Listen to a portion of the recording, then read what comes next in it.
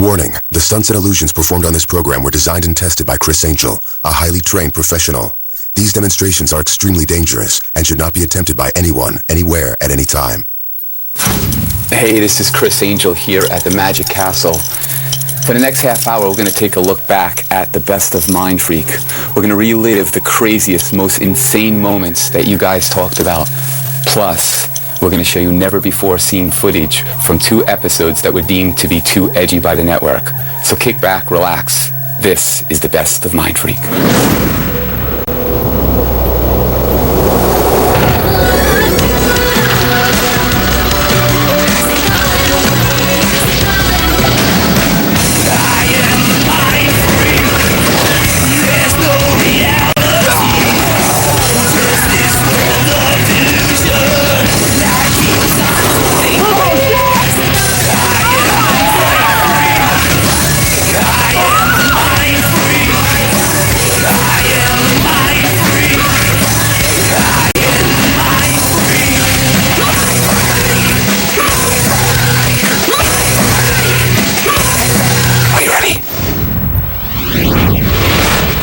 Man, I gotta say it's been a phenomenal first season. And I want to thank you for your support because you gave me the ability to bring all of these crazy demonstrations to life. I've been burned alive. You're lit! You're lit! Buried alive.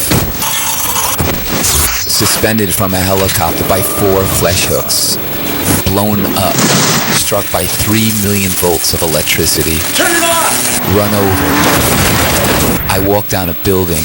Escaped from a wine barrel more than 80 feet in the air. Drove blind with the beautiful Mandy Moore. I sat in Oasis for more than 24 hours. I freaked out a lot of minds. He pulled the damn cord out of his wrist. And I had a blast doing it. Oh my God! Magic is never about tricks or puzzles for me. It's about the emotional connection that I have with you. When I have that, that's true magic. And it's never more prevalent than when I'm getting inside your mind with mentalism. What are you, a psychic? How did you just pull that out of my head? I want you to think of any simple picture. This season, I did a lot of mentalism that I really enjoyed performing. What is the picture that you're thinking of in your mind right now? What is it? Stick figure. A stick figure. It's really strange because that's exactly what I was thinking. Though mentalism is not to be mistaken for psychic power, it is knowing what's on someone's mind and then playing with it. Oh my God! Wow. Whether it's knowing what someone is seeing, You looked at the Queen of Clubs and you jumped to the 7 of Clubs. or a word or a name that they're thinking, This conclude. or a sensation that they're experiencing. Now or later. Oh, damn! Oh, damn! Do you see me? Now and later, now. Mentalism is a great way to freak someone out, one-on-one. Thanks for the memory, man. Like this never-before-seen footage of a demonstration I did in the Aladdin lobby. Try a little experiment. You have a wallet on you? Any money? Okay, I want you to remove your wallet. I want you to remove a bill. Okay. Now I want you to open up the bill, but before you open up the bill, I want you to open it up so that the serial number, which has the president's head, I want that to face you. Don't let me see it, just keep it. And I want you to really focus in on the serial number. Not the letters, the actual number. And Elizabeth, I want you to think of a number 1 through 10. What is the number that you're thinking of? 5. What's interesting about the number 5 is if you look in that serial number, there is no 5. Am I correct on that serial number? Oh my God. But now I do want you to focus in on the first number on that serial number. It's 2 of you, so it would have to be the 2. Am I correct? Now the next 2 digits, I want you to really see them in your mind. Just focus in on them. 87. Is it 87? Next 3 digits are, focus, 103. Am I correct? 103. And what do we have left? How many more digits do we have left there? 2 numbers. 2 numbers. I want you to think of the first one, and I want Elizabeth to think of the second one.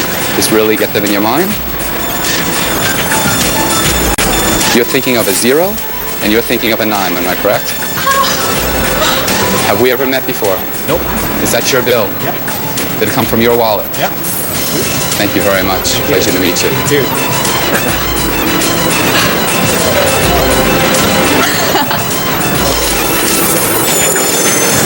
amazing. I don't get it. I did an episode called Bullet Catch with Jonathan Davis from Korn that was deemed to be too controversial for TV, even for A&E. My favorite demonstration of mentalism was supposed to be in that show, so here it is. Hi ladies, how are you? Good, how are you? Let's go. What's your name? I'm Christine. Christine. Yes. Susan. Susan. Hi, I'm Chris. Any reason why you're in the Psychic Eye bookstore? Really into this stuff. So, Yeah, what kind of stuff are you into? like the, metaphysical world, psychics, the whole tarot cards, everything. So you actually do then believe that some people might have the ability to get inside other people's heads? Some people. Right. Some people, not everybody. Can I try something with you? I think that you might find somewhat unusual. Sure. There's probably more than 1,000 books in the store. I'm going to stand all the way over here. Okay. Go select a book, open the book up, pick a word, close the book, put it face down in your chest, and come over to me. Okay. I'll tell you when to begin though. Okay. I'd like you now to select any book. When you've made your selection, let me know, please. Okay.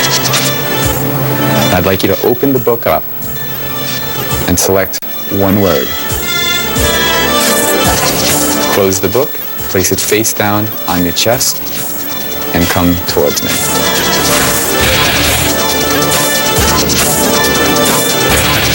I want you to visualize that word. See it in your mind.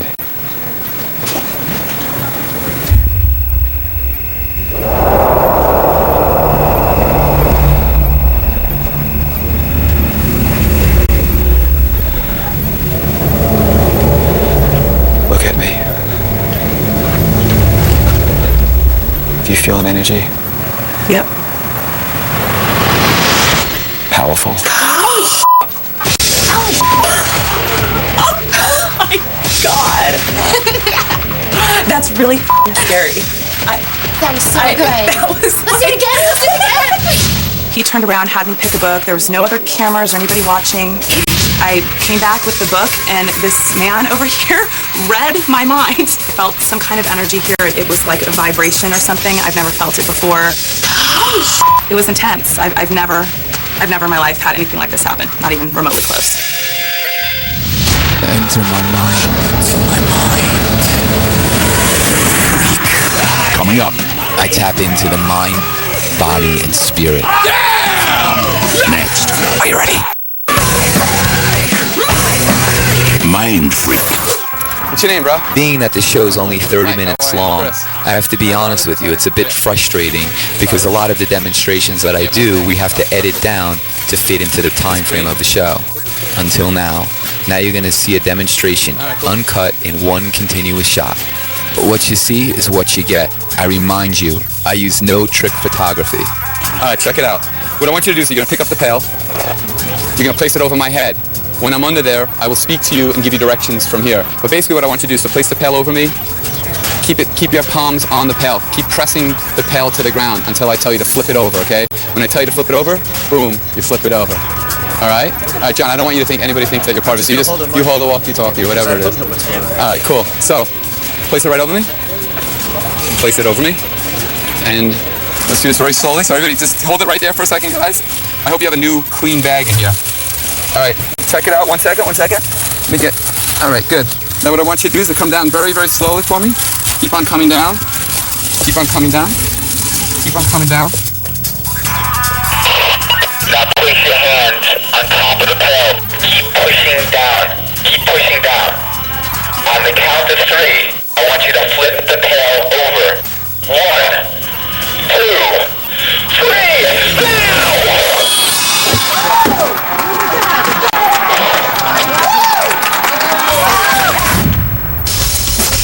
My mantra has always been, when the mind, body, and spirit work together, anything is possible.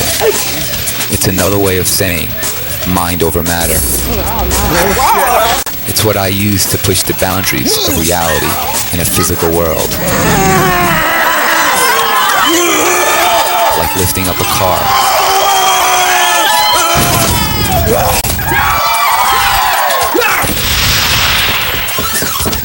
Or walking through a plate glass window. Now watch. Hit it. Let me at least check it out. No way. No freaking way. I get a ton of email, and I want to thank you for taking the time out to write to me. It's really good to get that feedback. Like on the levitation, which is what you responded most to. I got more emails about that episode than any other episode. So here's a clip for one of my favorites, the levitation. Oh my God. Oh, man. Oh my God. How do you do that? What the f*** are you doing? I'll never get bored of performing levitations. It never fails to mess with people's minds. He like elevated with nothing. Especially on the street. Hi, how are you? Hey, Chris. Pleasure to meet you. Pleasure to meet you, Bob. Here's a demonstration of mind over matter that I did for the episode of Bullet Catch. People look at what I do and they think it's effortless, but there's so many demonstrations that I try that are painstaking. I can't tell you how many hours I spend trying to accomplish some of them, and this can't be any truer than when I attempted to catch an arrow. Just watch me as I shoot. No way. It's not easy. Wow. Where's John Farrell? He said an 8-year-old can do this. This was no easy task. It was going over 100 miles an hour, and I spent a few hours to try to catch this arrow. Here we go. Let me do this mother. I was too fast, You right? went for it, yeah. I touched it. Man, I nailed my hand a couple of times, so Bob suggested I wear a glove. Yeah, I would wear that. I'm gonna get this son of a gun. Whatever you just did, do that again.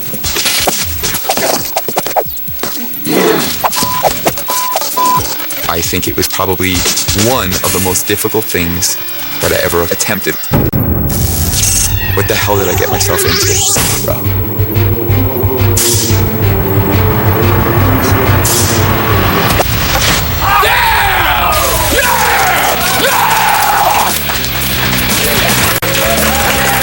Thank you for your patience. You want to do it again? No. I actually doubted myself for a split second there. And the minute I did that was the minute I didn't hear it hit the wall and it was in my hand. I'll never forget that moment. Yeah, think of your phobia. One of the things I did this season was to help people confront their fears and phobias. Look inside the hat. Look inside the hat. This was a little demonstration that I like to call Scream. Open it up. Open it up. Believe me, I'm helping these people. Enter my mind. Feel my mind. Freak. Coming up. I relive a brush with death. Next. Are you ready? Mindfreak. Fear comes in many shapes and forms. Another one of my favorite demonstrations dealt with people's fear of heights. I leaned off the roof of the Aladdin Hotel, more than 500 feet above the street. No ropes, no harness, no safety net.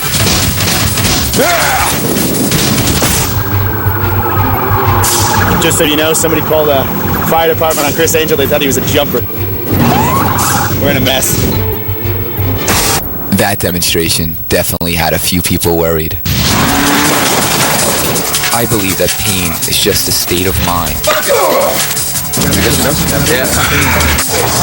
In a lot of my demonstrations, I'm pushing my own threshold of pain. I guess the only time I was ever really concerned was when I was struck by 3 million volts from a Tesla coil. All the way up. Raise it up. Give me 3 million volts.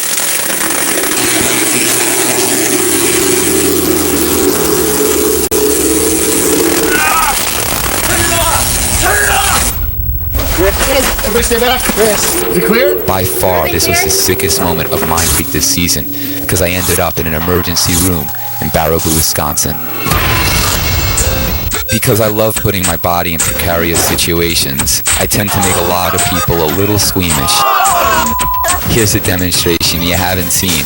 It might make you cringe. Open up your hand for me like this, right? Good, just keep that like that. Open these up for me, there's razor blades. Open them up. Hold that. You put your hand on.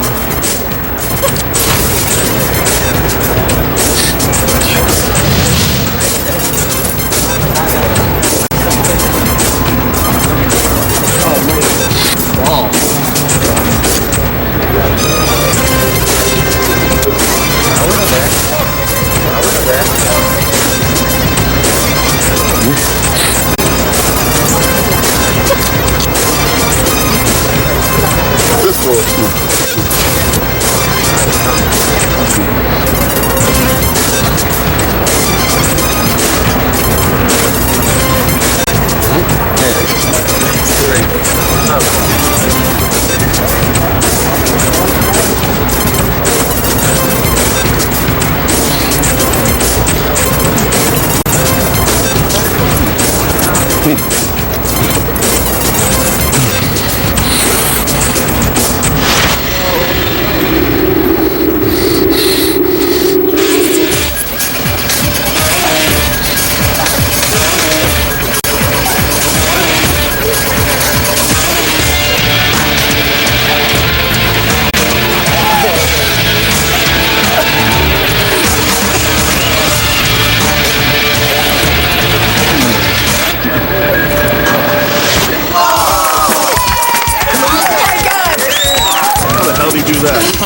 one of them deals, if you hadn't seen it in person, you thought it'd be a trick photography.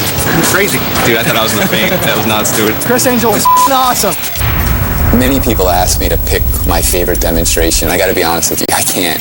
They're all like my children. But if I had to pick one, I'd have to go with the body suspension. It was insane.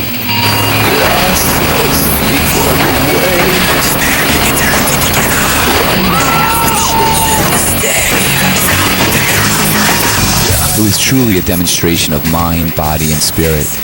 And in my opinion, it is by far the most beautiful image of the first season of Mindfreak. Of course it's right up there. Of course it's right up there.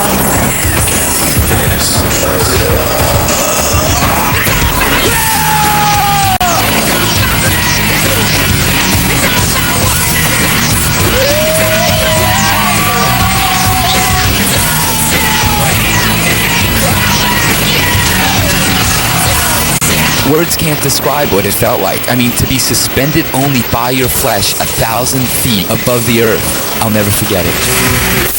I'm always pushing my envelope, striving to bring you things that you've never seen before.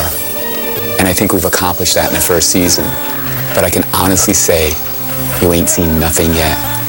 Wait until season 2. It's gonna be crazier than ever. Until then, I want to thank you for watching. God bless. Believe.